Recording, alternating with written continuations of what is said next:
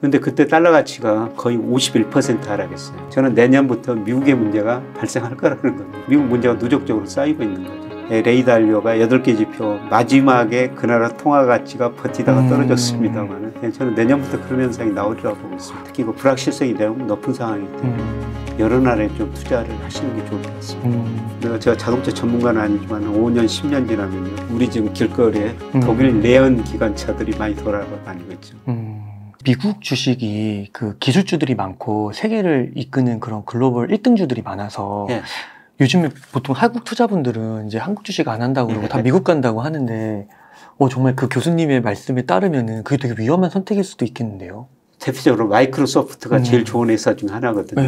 지난 20년 동안 세계 주식시장 시가총액 10위권에 유일하게 남아있는 회사가 마이크로소프트 하나거든요. 다른 것들은 들어갔다 나왔다 그러는데 근데 마이크로소프트가 2000년 IT 거품 붕괴되면서요. 제자리 오기까지 딱 10년이 걸렸어요. 10년 동안 그 전고점을 올라갔다 떨어졌다. 전고점 돌파 못했어. 10년. 와. 10년 지나고 나서 전고점 돌파했거든요. 근데 제가 평가해 보니까 그만큼 지금 작년 말까지 미국 주가가 가대평가돼 있다는 겁니다. 그러면은 만약에 그 역사의 반복이라고 하면 지금 뭐 구글이라든지 애플이라든지 뭐 마이크로소프트 그런 것들이 다시 한번 이렇게 떨어지고 예. 회복하는데 상당한 시간이 걸릴 시간이 저는 많이 걸릴 거라고 보고 있습니다. 애플도요? 예. 애플, 테슬라 이런 것도요? 테슬라. 와, 지금 그거 다 모아가라는 거기에밖에 희망이 없다 이렇게 얘기하시는 댓글들이 많아가지고. 예. 물론 그 제 견해니까요.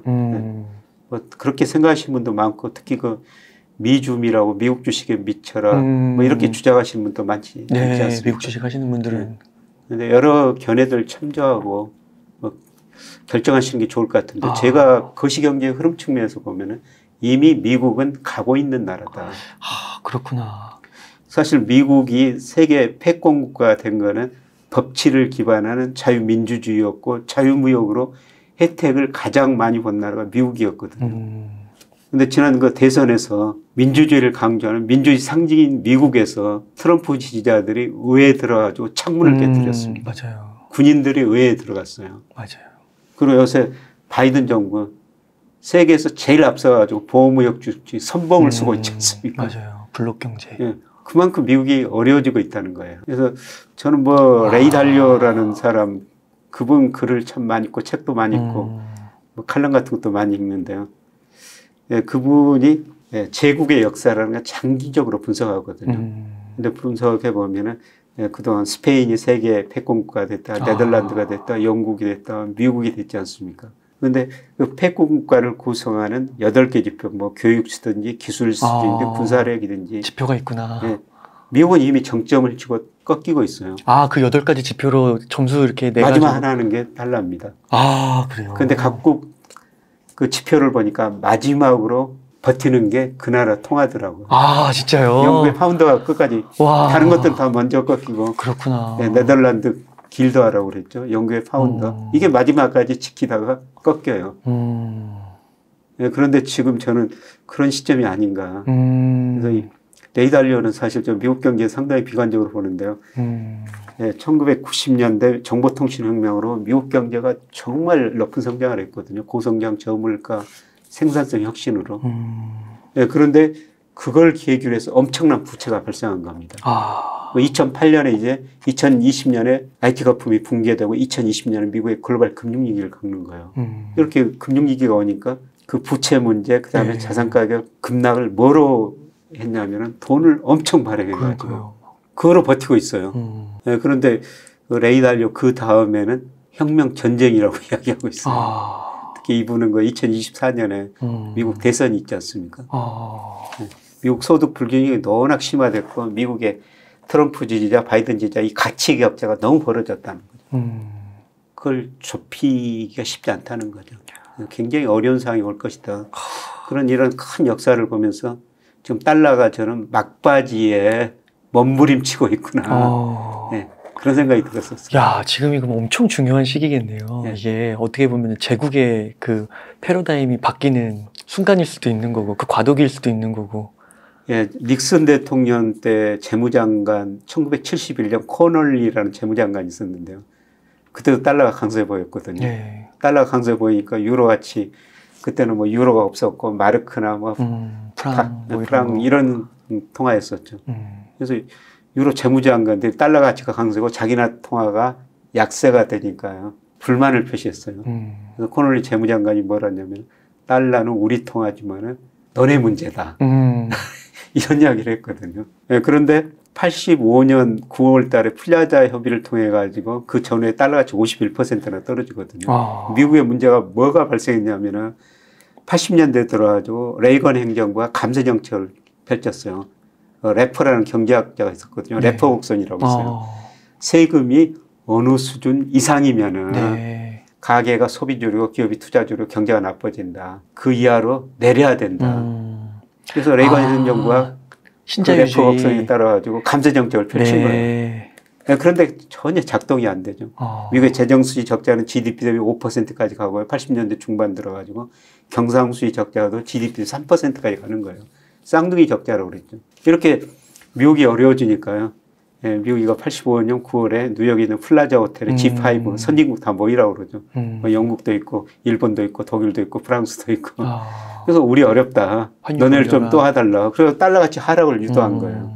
그때 특히 엔화가 큰 폭으로 강세되면서 일본이 엔화가 강세되니까 일본 수출 기업들이 아우성을 치니까 80년대 중후반에 금리를 내려주니까 엄청나게 자산가의 거품이 발생했고 발생하니까 금리를 올리면서 자산가의 거품이 붕괴됐거든요. 그런데 그때 달러 가치가 거의 51% 하락했어요. 그 다음에 2000년대 들어와서 미국의 IT 거품이 붕괴되죠. 아, 이게 인위적으로 51%를 내린 거군요. 플라자 이런 걸 통해서. 플라자 협의. 와. 예, 그리고 2000년대는 미국의 IT 거품이 엄청 발생했지 않습니까? 근데 그게 꺼지면서 미국 경제가 굉장히 어려워지면서 2002년에 미국 GDP가 세계에서 차지하는 비중이 31%였어요. 그런데 2008년에 23%까지 떨어지거든요. 많이 주네요. 그러면서 달러 가치가 41%입니다. 그러니까 미국의 문제라는 거죠. 미국의 문제가 80년대 쌍둥이 적자, 그 다음에 2000년대 IT 거품 붕괴. 그 미국의 문제일 때 달러 가치가 급락했었는데요. 저는 내년부터 미국의 문제가 발생할 거라는 겁니다. 미국 경제가 침체에 빠지고요. 그다음에 미국 소비자들이 소비를 너무 많이 하다 보니까 미국의 대부채, 재정적자 너무 많이 늘어나고 있어요. 2001년 8월 달에 이 대부채가 늘어난다, 정부 부채가 늘어난다. S&P가 미국 국가 신용등급을 한 단계 떨어뜨린 거예요. 그런데 지금 보면 그때보다 훨씬 더 심각합니다. 미국 문제가 누적적으로 쌓이고 있는 거죠. 미국 문제가 쌓이고 있기 때문에 저는 역사적으로 보면은 플라자 합의 1차 하락, 그 다음에 2000년 IT 거품 2차 하락, 내년부터는 달러 가치 3차 하락이 시작될 것이다. 그렇게 지금 보고 있습니다. 와, 그러니까 이게 부채 수준이 너무 높으니까 금리도 마음껏 못 올리겠네요. 그렇죠. 그러니까 내년에 거의 4% 정도가 마지노선으로 보시는 거죠. 근데 내년에 미국 경제 침체가 오면요, 정부 부채가 많기 때문에 정부가 과거처럼 돈을 쓸 수가 없고요.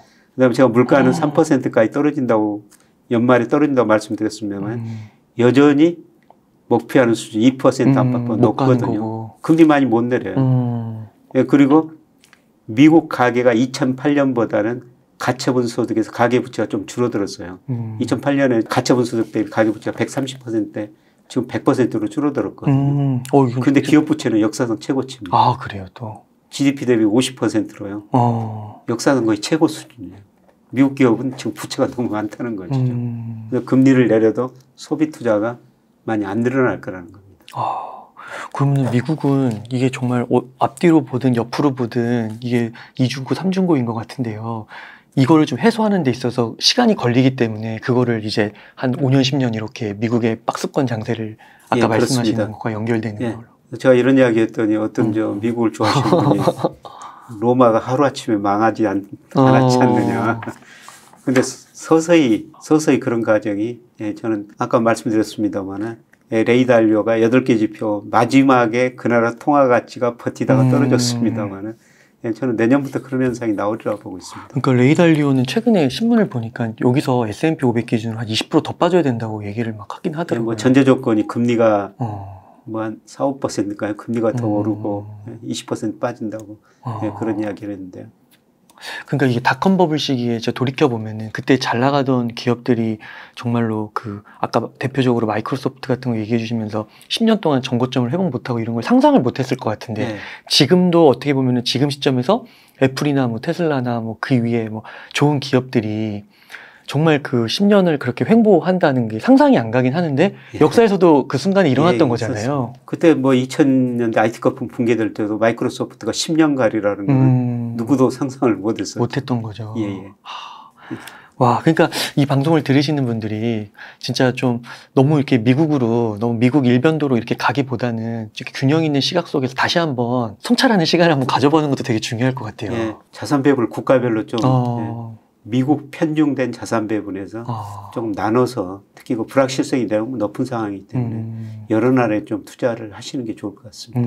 그럼 아까 말씀해 주신 대로 뭐 한국도 좋고 중국, 뭐 베트남, 인도 예. 이런 쪽에 국가들의 ETF나 뭐 좋은 기업, 1등 기업들을 사면 되는 건가요? 예. 근데 뭐 베트남, 제가 인도, 인도네시아 뭐 개별 기업은 아직도 리스크가 있기 때문에 그 나라 대표 기업을 모아놓은 거 ETF들이 있거든요. 네, 그런 ETF 중심으로 ETF를 우선은 사시는 게 좋을 것 같습니다. 아, 네. 혹시 그 가운데서 그 정치학적인 그 경제적인 측면 말고 정치학적인 관점이나 뭐 지정학적이나 이런 게 보면 요즘에 이렇게 블록화가 돼가지고 예. 이렇게 끼리끼리 뭉치는 그런 게 좀 예. 나타난다고 한다면 예. 정말로 그 중국이나 이런 데 투자하는 게 좀 괜찮을까? 정치 체제를 봐도 너무 좀 폐쇄적인 것 같기도 하고 회계가 불투명한 것 같기도 하고. 예. 뭐 중국은 그런 리스크가 있죠. 뭐 정부 리스크가 계속 네. 있죠. 근데 저 골드만삭스, JP 모간 이런 미국의 큰 금융회사에 중국 진출을 늘리고 있고요. 특히 그 JP 모간은 작년에 중국에다 100% 증권 자회사를 만들었거든요. 아, 그래요? 그럼 큰 정말 금융을 잘하는 회사들이 아닙니까? 예, 그런 회사들 왜 중국 진출을 그렇게 늘리고 있을까? 돈이 되니까. 돈이 보이기 때문이죠. 그냥. 그렇죠. 아, 네. 그래서 그런 국가들은 ETF 위주로 좀 매수를 하고, 혹시 그러면 한국에서 아까 삼성전자 좀 얘기해 주셨는데 코덱스 200도 얘기해 주시고 좀 더 좀 그 다음으로 좀 유망한 섹터나 뭐 기업은 없을까요? 저는 뭐 조선업종 괜찮게 보고 있고요. 조선업이요? 예. 예, 제가 최근에 저 울산 뭐 강의하러 몇 번 가가지고 그쪽 관계된 사람들하고 이야기해 보니까 뭐 굉장히 낙관적이더라고요. 예, 그동안 우리나라 조선업체들이 수주는 싸게 받았는데 원자재가가 오르다 보니까 손해를 봤다는 거죠. 근데 수주를 굉장히 비싸게 받고요. 지금 원자재 가격이 안정되고 있지 않습니까? 예, 그리고 우리가 그 LNG선 이렇게 비싼 배는 뭐 중국하고 우리가 훨씬 경쟁력이 낮대요.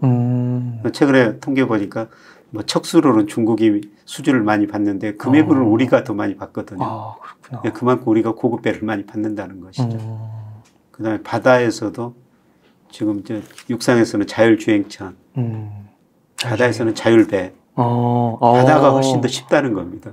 그렇죠. 없으니까. 네, 육상보다. 망망대. 그거를 우리나라가 제일 잘 만든다는 겁니다. 앞으로 배들이 다 그렇게 다닐 거라는 거죠. 와. 또 자율배. 네. 그렇구나. 뭐 저는 현대차 같은 것도 지금 싸다고 보고 있어요. 지금 UAM이라고 얼마 전에 건설교통부에서 이제 우리가 공항 갈 때 택시로 가려면 얼마나 많은 시간 걸립니까? 그냥 공중을 날아다니는. 제주도에 그거 2026년인가 그게 한다고 하더라고요. 예. 그게 조만간 그런 것들이 굉장히 빨리 성장할 거예요. 계획보다 저는 빨리 성장하리라고 보고 있거든요. 그런 기업들도 지금 뭐 사놓고 기다리시면은 지금 제가 말씀드린 그런 기업들이 싸졌다는 겁니다. 싸지기도 하고 그런 성장 가능성도 있기 때문에. 네. 기대해 보시는 것도 괜찮을 것 같습니다. 조선 자율주행, 뭐 전기차, UAM 뭐 이런 것들. 그 조선을 좀 얘기해 주셔가지고 조금 조정을 받고 있긴 한데 요즘 미디어 보면은 태조 이방원이라고 해서 뭐 태양광, 조선, 2차전지, 방산주, 원자력 이런 거 얘기하는데요. 조금 조정을 받았지만 지금이 기회다. 그런 식으로 또 얘기하시는 분들도 있고 아니면은 이거는 어떻게 보면 테마다 이렇게 얘기하시면 좀 위험하다라고 얘기하시는 분도 있는데 교수님 생각은 어떠세요? 언론에 이런 이름이 나오면은 굉장히 많이 올랐을 때 있거든요. 그때는 좀 기다리는 시기예요. 그런데 태조 이방원이 구성 산업을 보면요. 다 미래 성장 산업이거든요. 그렇죠. 예, 뭐 너무 많이 올랐다가 지금 조정을 받고 있죠. 그런데 결국 이런 것들이 성장 산업이고요. 결국은 저는 올라갈 수밖에 없다고 생각하고 있습니다. 그렇죠. 단지 언론에 이런 제목으로 이름이 나왔을 때는 이미 굉장히 높은 수준이다. 언론에 이런 이름이 많이 나오고 또 지금 많이 떨어졌지 않습니까? 맞아요. 예. 그러면은 그렇게 좀 눌리고 했을 때 예, 좀 저는 더 사셔도 더 된다고 사는 거죠. 생각해요. 아, 예, 공부를 해가지고. 예, 예. 혹시 그러면 이 5개 중에서 조금 더 좋게 보시는 게 있으세요? 저는 뭐 조선이라고 보고 있고 조선. 2차 전지. 아, 조선 2차 전지. 근데 2차 전지는 저는 우리나라보다는 저는 중국이라고 보고 있거든요. 네. 2차 전지는 저도 우리나라 2차 전지 ETF 사고 중국도 전기차 ETF 2개 사놨는데요. 사놓고 사놔야지 공부를 하는 거죠. 네, 그런데 중국계 지금까지 성적이 훨씬 더 좋고요. 저는 앞으로도 더 좋으리라고 보고 있습니다. 뭐 내수 때문에 그렇게 그신 거예요? 중국의 전기차가 뭐 굉장히 좀 빨리 성장하리라고 보고 있거든요. 작년에 보니까 중국에서 전기차가 330만 대 정도 팔렸는데 미국에서 67만 대 정도 팔렸대요. 네. 근데 앞으로 중국의 전기차 시장이 내수뿐만 아니라요. 제가 자동차 전문가는 아니지만 5년, 10년 지나면요. 우리 지금 길거리에 독일 내연 기관차들이 많이 돌아다니고 있죠. 저는 5년, 10년 지나면요. 독일 내연 기관차들은 보기가 어렵다. 좀 드물고 중국의 전기차들이 많이 돌아다니라고 보고 있거든요. 와, 미국에 5배가 팔린 거네요. 예, 그렇습니다. 아, 그렇게 해서 아직도 이렇게 팔렸지만 아직도 이거는 초기다. 그렇죠. 초기죠, 이제. 물론 그 중국의 전기차 시장 침투율이 한 20% 좀 넘었더라고요. 이 침투율이라는 것은 전체 자동차에서 중국의 전기차가 20%인데. 네. 되게 많이 올랐네요. 네. 세계 평균 한 10% 좀 넘습니다. 중국은 20% 좀 넘었거든요. 네. 근데 앞으로 80%가 남아있다. 네. 그렇구나. 아니, 근데 또 이게, 물론 2차 전지로 봤을 때 또 워런 버핏은 또 2차 전지 다 팔았다고 그러더라고요. 뭐 BID 팔았다고 그러는데 뭐 엄청난 수익을 내고 팔았더라고요. 그건 또 중간에 또 조정이 있을 수 있으니까. 조정도 있고 뭐 중국 경제를 좀 불확실하게 보는 측면도 있고 우선 수익을 엄청 챙겼지 않습니까? 네. 많이 벌었으니까. 워런 버핏 얘기가 나와서 그러는데 워런 버핏이 1년에 한 번씩 그거 할 때요. 정기 주주총회 할 때 미국에 걸어라. 미국을 믿어라. 항상 미국에 반하는 사람들은 실패했다. 이런 얘기를 하잖아요. 아까 그 얘기해 주셔가지고 그 워런 버핏의 얘기가 앞으로는 틀리다고 봐야 되는 걸까요? 그래서 그분이 2000년에서 2009년까지 제가 무슨 말씀을 하셨는지를 잘 모르겠어요. 2000년에서 2009년까지 미국 주가가 제자리가 오르겠으니까. 그건 팩트니까. 네. 그때 그분이 무슨 말을 했는지 잘 모르겠습니다. 물론 20년 보면은 그 이후로 미국 주가가 2009년에서 2020년까지는 굉장히 많이 올랐으니까 그분은 아주 장기적으로 내다보시는 분이니까 뭐 20년 보면은 미국 주가가 많이 올랐죠. 그렇죠. 네, 그런데 앞으로 10년을 보면 저는 2000년하고 2009년하고 비슷한 상황이라고 보고 있거든요.